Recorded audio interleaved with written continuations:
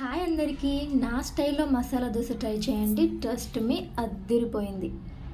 దోశ పిండిలో కొంచెం salt and water add చేసుకొని కలుపుకోవాలి. కడాయిలో ఆయిల్ వేసుకొని ఆనియన్ అండ్ టమాటో వేసి ఫ్రై చేసుకోవాలి. మిక్సీ జార్లో వేసుకొని అందులోనే వెల్లుల్లి, జీరా, సాల్ట్, కారం వేసుకొని మెత్తగా గ్రైండ్గా పేస్ట్ చేసుకోవాలి.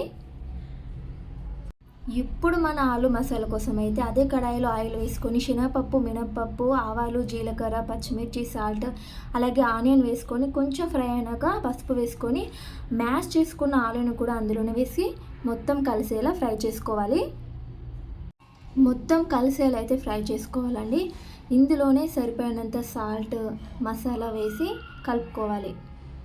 మరొకసారి మంచిగా కలిసేలా ఫ్రై చేసుకోవాలి. లాస్ట్లో అయితే కరివేపాకు అండ్ కొత్తిమీర వేసి ఫ్రై చేసుకోవాలి.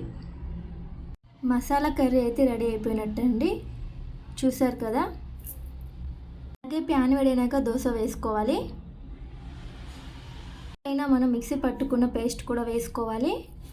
ఫైనల్గా అయితే మన ఆలు మసాలా కర్రీని కూడా యాడ్ చేసుకోవాలి.